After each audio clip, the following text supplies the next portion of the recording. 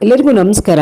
ಎಲ್ಲರಿಗೂ ಶ್ರೀ ಕನ್ನಡ ವ್ಲಾಗ್ಸ್ ಚಾನಲ್ಗೆ ಆಧಾರದ ಸ್ವಾಗತ. ನಾನು ಇವತ್ತಿನ ದಿನ ಮೇಲ್ಮರುವತ್ತೂರಿನಲ್ಲಿರುವಂತಹ ಆದಿಪರಾಶಕ್ತಿ ದೇವಸ್ಥಾನಕ್ಕೆ ನಾನು ಹೊರಟಿದ್ದೀನಿ. ಯಾವ ರೀತಿಯಾಗಿ ದೇವಸ್ಥಾನಕ್ಕೆ ಹೋದ್ವಿ, ಹಾಗೆ ಆ ದೇವಸ್ಥಾನದ ಸ್ಥಳ ಮಹಿಮೆ ಬಗ್ಗೆ, ಹಾಗೆ ಯಾತ್ರೆಯ ಬಗ್ಗೆ ಒಂದು ಚುಟುಕಾದ ಒಂದು ವ್ಲಾಗನ್ನು ನಿಮ್ಮೊಂದಿಗೆ ನಾನು ಶೇರ್ ಮಾಡ್ಕೊಳ್ತಾ ಇದ್ದೀನಿ.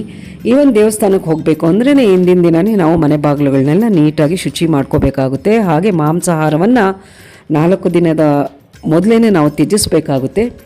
ಬೆಳಗ್ಗೆನೇ ಎದ್ದು ದೇವ್ರ ಸಾಮಾನುಗಳನ್ನೆಲ್ಲ ತೊಳೆದು ನಾವು ಪೂಜೆಯನ್ನು ಮಾಡಿ ಯಾತ್ರೆಯನ್ನು ಕೈಗೊಳ್ಳಬೇಕಾಗುತ್ತೆ. ನಾನು ಪೂಜೆ ಎಲ್ಲ ಮುಗಿಸಿದ ನಂತರ ನಾನು ಹೊರಟಿದ್ದು ನಮ್ಮೂರಿನಲ್ಲಿರುವಂತಹ ಒಂದು ಆದಿಪರಾಶಕ್ತಿ ದೇವಸ್ಥಾನಕ್ಕೆ. ಅದೊಂದು ಚಿಕ್ಕದಾದ ಮನೆಯಲ್ಲಿಯೇ ನಿರ್ಮಿತವಾಗಿರುವಂತಹ ಚಿಕ್ಕ ದೇವಸ್ಥಾನಕ್ಕೆ ನಾನು ಹೊರಟಿದ್ದೀನಿ.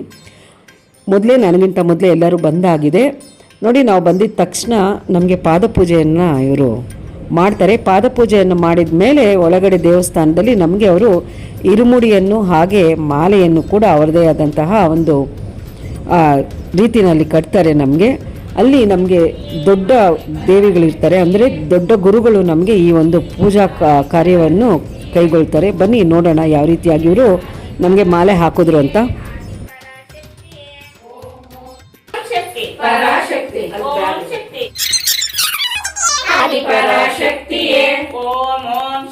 ನೋಡಿದ್ರಲ್ಲ, ಈ ರೀತಿಯಾಗಿ ಇರುಮುಡಿಯನ್ನು ಕಟ್ತಾರೆ. ಈಗ ಇರುಮುಡಿಯನ್ನು ಕಟ್ಟಿಸ್ಕೊಂಡಿರೋ ನಾವು ಯಾತ್ರೆಗೆ ನಾವು ರೆಡಿಯಾಗಿದ್ದೀವಿ. ಈ ದೇವಸ್ಥಾನಕ್ಕೆ ಹೋಗಬೇಕು ಅಂದರೆ ಎಲ್ಲರೂ ಕೂಡ ಕೆಂಪು ವಸ್ತ್ರವನ್ನು ಧರಿಸಬೇಕಾಗುತ್ತೆ. ಎಲ್ಲರೂ ಕೂಡ ನಾವು ಭಕ್ತಿಯಿಂದ ನಾವು ಈ ಒಂದು ಯಾತ್ರೆಯನ್ನು ಕೈಗೊಳ್ಳಬೇಕಾಗುತ್ತೆ. ನಂಬಿಕೆನೇ ದೇವರು ಸ್ನೇಹಿತರೆ ಅಲ್ವೇ, ಅವರವರ ನಂಬಿಕೆ ಅವರವರನ್ನು ಕಾಯುತ್ತೆ ಅಂತ ಹೇಳ್ತಾರೆ. ನೋಡಿ, ನಾವು ಇವತ್ತಿನ ದಿನ ಬೆಳಗ್ಗೆ ನಾವು ಬಿಟ್ಟಿರೋದು. ಹಿಂದಿನ ದಿನ ನಾವು ಬಿಟ್ಟು ರಾತ್ರಿ ಆಗೋಷ್ಟೊತ್ತಿಗೆ ನಾವು ಮೇಲ್ಮರುವತ್ತೂರು ದೇವಸ್ಥಾನ ನಾವು ಸೇರ್ಕೊಂಡಿದ್ದೀವಿ. ರಾತ್ರಿಯಲ್ಲಿ ಸ್ಟೇ ಆಗಿ ಬೆಳಗಿನ ಜಾವನೇ ಎದ್ದು ಸ್ನಾನಗಳನ್ನು ಮಾಡಿ ದೇವಸ್ಥಾನಕ್ಕೆ ನಾವು ಬಂದಿದ್ದೀವಿ. ನೀವೇ ನೋಡ್ತಾ ಇರ್ಬೋದು ಜನಸಾಗರ. ನಾವು ಬಂದಂತಹ ಟೈಮು 4:15 ಗಂಟೆಗೆಲ್ಲ ನಾವು ದೇವಸ್ಥಾನದಲ್ಲಿದ್ದೀವಿ. ನೀವೇ ನೋಡ್ತಾ ಇರ್ಬೋದು ಅಷ್ಟೊತ್ತಿಗಾಗಲೇ ಎಷ್ಟು ಜನ ಬಂದಿದ್ದಾರೆ ಅಂತ ಹೇಳಿಬಿಟ್ಟು.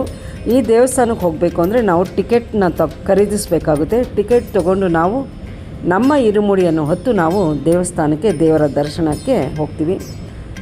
ಯಾರೆಲ್ಲ ಅವರ ಒಂದು ಏನಿದೆ, ಕಷ್ಟಗಳೇನಿದೆ, ಸಮಸ್ಯೆಗಳೇನಿದೆ ಅದನ್ನೆಲ್ಲ ನಾವು ದೇವರಿಗೆ ಅರ್ಪಿಸ್ಕೊಳೋದಕ್ಕೋಸ್ಕರ ಈ ಮಾಲೆಯನ್ನು ಹಾಕ್ಕೊಂಡು ಎಲ್ಲರಿಗೂ ಒಳ್ಳೆಯದಾಗಲಿ ಅಂತ ಹೇಳಿಬಿಟ್ಟು ದೇವಸ್ಥಾನಕ್ಕೆ ನಾವು ಹೊರಟಿದ್ದೀವಿ. ನೀವು ಕೂಡ ಬನ್ನಿ ದೇವಸ್ಥಾನನ ನೋಡೋಣ.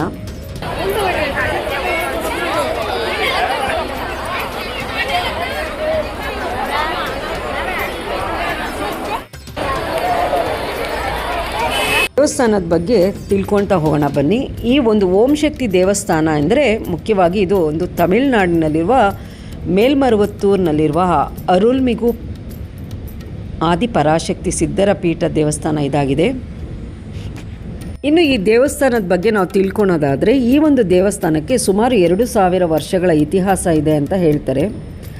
ಈ ಒಂದು ಊರು ಏನಿದೆ ಮೇಲ್ಮರುವತ್ತೂರು ಅನ್ನೋದು ಒಂದು ಸಿದ್ಧರ ಪೀಠಕ್ಕೆ ಆದಿಪರಾಶಕ್ತಿಗೆ ಪ್ರಸಿದ್ಧವಾದಂತಹ ಒಂದು ದೇವಸ್ಥಾನ ಇದಾಗಿದೆ. ಇಲ್ಲಿ 21 ಪುರುಷರು ಮತ್ತು ಮಹಿಳೆಯರು ಜೀವಂತವಾಗಿ ಸಮಾಧಿ ಆಗಿರುವಂತಹ ಸ್ಥಳ ಅಂತ ಹೇಳ್ತಾರೆ. ಇಲ್ಲಿ ನೆಲೆಸಿರುವ ಸಿದ್ಧರು ಹಲವಾರು ಸಮುದಾಯಕ್ಕೆ ಸೇರಿದವರಾಗಿದ್ದು, ಇಲ್ಲಿ ಮಹಿಳೆ ಸಿದ್ಧೆಯೊಬ್ಬರು ಶಾಶ್ವತವಾಗಿ ಆಕೆ ನೆಲೆ ನಿಲ್ಲಿಸಿದ್ದರು ಅಂತ ಹೇಳ್ತಾರೆ. ಭಕ್ತರ ಇಷ್ಟಾರ್ಥಗಳನ್ನು ಆಕೆ ಈಡೇರಿಸಿ ಕಾಯ್ತಾಳೆ ಅನ್ನೋ ನಂಬಿಕೆ ಕೂಡ ಇಲ್ಲಿನ ಜನರಿಗಿದೆ. ಇಲ್ಲಿ ನೆಲೆಸಿರುವ ಸಿದ್ಧೆಯನ್ನು ಬಂಗಾರು ಆದಿಶಕ್ತಿ ಪ್ರತಿರೂಪ ಅಂತ ಪರಿಗಣಿಸ್ತಾರೆ. ಈ ದೇವಿ ಭಕ್ತರೊಂದಿಗೆ ಮಾತಾಡ್ತಾಳೆ, ಹಾಗೆ ಆಕೆಯ ಮಾತಿನಂತೆ ನಡೆದುಕೊಳ್ತಾರೆ ಅನ್ನೋ ಕೂಡ ನಂಬಿಕೆ ಇದೆ. ಇನ್ನು ಇತಿಹಾಸ ಏನಪ್ಪ ಅಂತ ಹೇಳಿದ್ರೆ, ಇದು ಒಂದು ಸುಮಾರು 1960ರ ಸಮಯದಲ್ಲಿ ಈ ಒಂದು ದೇವಸ್ಥಾನ ಇದ್ದಂತಹ ಸ್ಥಳದಲ್ಲಿ ಒಂದು ಬೇವಿನ ಮರ ಇತ್ತು. ಹಾಗೆ ಆ ಬೇವಿನ ಮರದಿಂದ ದ್ರವದ ರೂಪದಲ್ಲಿ ಒಂದು ವಸ್ತು ಹೊರಬರ್ತಾ ಇತ್ತು. ಬೇವಿನ ಮರದ ದ್ರವ ಆಗಿದ್ದರೂ ಕೂಡ ಅದು ಕಹಿಯಾಗಿರಬೇಕಾಗಿತ್ತಲ್ವ, ಆದರೆ ಅದು ಒಂದು ಸಿಹಿ ರೂಪದಲ್ಲಿ ಹೊರಬರ್ತಾ ಇತ್ತಂತೆ. ಅದರ ರುಚಿ ನೋಡಿದ ಸ್ಥಳೀಯರು ತಮಗಿದ್ದ ಆರೋಗ್ಯವನ್ನು, ಅದರ ರುಚಿಯನ್ನು ನೋಡಿದ ತಕ್ಷಣ, ಸವಿದ ತಕ್ಷಣ ಅವರಿಗೆ ಎಲ್ಲ ಆರೋಗ್ಯ ಸಮಸ್ಯೆಗಳು ಕೂಡ ನಿವಾರಣೆ ಆಯಿತು ಅಂತ ಹೇಳ್ತಾರೆ. ಇದನ್ನು ಮನಗೊಂಡ ಸುತ್ತಮುತ್ತಲಿನ ಊರಿನವರು ಕೂಡ ಬಂದು ಅವರು ಈ ಒಂದು ಬೇವಿನ ಮರದ ರಸದಿಂದ ತಮ್ಮ ಒಂದು ಆರೋಗ್ಯ ಸಮಸ್ಯೆಯನ್ನು ನಿವಾರಣೆ ಮಾಡ್ಕೊಳ್ತಾ ಇದ್ರು ಅಂತ. 1966 ನವೆಂಬರ್ 28ನೇ ತಾರೀಕು ತಮಿಳುನಾಡಿನಿಂದ ಬಂದ ಚಂಡಮಾರುತದ ಕಾರಣದಿಂದ ಆ ಬೇವಿನ ಮರ ಬೇರು ಬಿಟ್ಟಿತಂತೆ. ಆ ಸಮಯದಲ್ಲಿ ಅದರಲ್ಲಿದ್ದ ದ್ರವಗಳು ಸಹ ಊರು ತುಂಬ ಹರಿದು ಹೋಗಿ ಊರು ಕೂಡ ಪವಿತ್ರ ಆಯಿತು ಅಂತ ಕೂಡ ಹೇಳ್ತಾರೆ. ಆ ಬೇವಿನ ಮರದ ಬಿರುಕು ಬಿಟ್ಟ ಸಮಯದಲ್ಲಿ ಭೂಮಿಯಲ್ಲಿ ಅಂಡಾಕಾರದ ಸ್ವಯಂ ಭೂಲಿಂಗ ಒಂದು ಪ್ರತ್ಯಕ್ಷವಾಯಿತು. ಹಾಗೆ ಅದಕ್ಕೆ ಒಂದು ದೇವಸ್ಥಾನ ಕೂಡ ಸ್ಥಳೀಯರು ನಿರ್ಮಾಣ ಮಾಡಿದರು. ಹಾಗೆ ಭಯಭಕ್ತಿಯಿಂದ ಕೂಡ ಪೂಜೆ ಮಾಡಲು ಕೂಡ ಪ್ರಾರಂಭ ಮಾಡಿದರು. ಹಾಗೆ 1977ರಲ್ಲಿ 3 ಅಡಿ ಉದ್ದದ 1000 ದಳಗಳ ಕಮಲದ ಮೇಲೆ ಕುಳಿತ ಆದಿಪರಾಶಕ್ತಿಯನ್ನು ಕೂಡ ಅಲ್ಲಿ ಸ್ಥಾಪನೆ ಮಾಡಲಾಯಿತು. ಅದೇ ಒಂದು ಮುಂದಕ್ಕೆ ಈ ರೀತಿಯಾದ ದೊಡ್ಡದಾದ ಒಂದು ದೇವಸ್ಥಾನವಾಗಿ, ಭಕ್ತರ ಒಂದು ಸ್ಥಳವಾಗಿ ಈ ದಿನ ಅದು ನಮ್ಮ ಕಣ್ಮುಂದೆ ಮೇಲ್ಮರುವತ್ತೂರು ಆದಿಪರಾಶಕ್ತಿ ದೇವಸ್ಥಾನ ಆಗಿ ನಿಂತಿದೆ ಸ್ನೇಹಿತರೆ. ಇಲ್ಲಿಗೆ ಬರುವಂತಹ ಒಂದು ಭಕ್ತಾದಿಗಳಿಗೆ ವಯಸ್ಸಿನ ಅಂತರವಿಲ್ಲ. ಚಿಕ್ಕ ಮಕ್ಕಳು ಕೂಡ ಮಾಲೆಯನ್ನು ಹಾಕ್ಕೋಬೋದು. ಅದು ಜಾತಿ ಮತ ಭೇದಗಳ ಅಂತರ ಇಲ್ಲ ಸ್ನೇಹಿತರೆ. ಈ ಒಂದು ದೇವಸ್ಥಾನದಲ್ಲಿ ಬೆಳಗ್ಗೆ 6 ಗಂಟೆಯಿಂದ ಆರಂಭವಾದರೆ ಅನ್ನದಾಸೋಹದ ಕಾರ್ಯಕ್ರಮ ರಾತ್ರಿ 10 ಗಂಟೆವರೆಗೂ ಕೂಡ ಸದಾ ನಡೆಯುತ್ತಾನೆ ಇರುತ್ತೆ.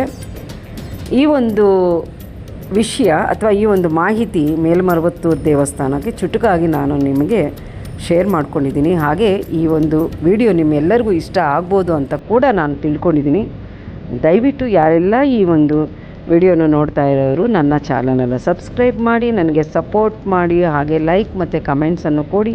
ಹಾಗೆ ಮುಂದಿನ ವಿಡಿಯೋ ನಾನು ನಿಮ್ಮೊಂದಿಗೆ ಹೆಚ್ಚಿನ ಮಾಹಿತಿಯೊಂದಿಗೆ ಶೇರ್ ಮಾಡಿಕೊಳ್ಳಲು ನಿಮ್ಮ ಒಂದು ಅಭಿಪ್ರಾಯ ನನಗೆ ತುಂಬ ಮುಖ್ಯ ಆಗುತ್ತೆ ಸ್ನೇಹಿತರೆ. ನೋಡಿದ್ರಲ್ಲ, ಇದು ಒಂದು ನನ್ನ ಇವತ್ತಿನ ಒಂದು ವ್ಲಾಗ್ ಆಗಿತ್ತು. ಮುಂದೆ ಮತ್ತೊಂದು ವಿಡಿಯೋದೊಂದಿಗೆ ನಾನು ನಿಮ್ಮನ್ನು ಭೇಟಿ ಆಗ್ತೀನಿ. ಅಲ್ಲಿವರೆಗೂ ಎಲ್ರಿಗೂ ನಮಸ್ಕಾರ.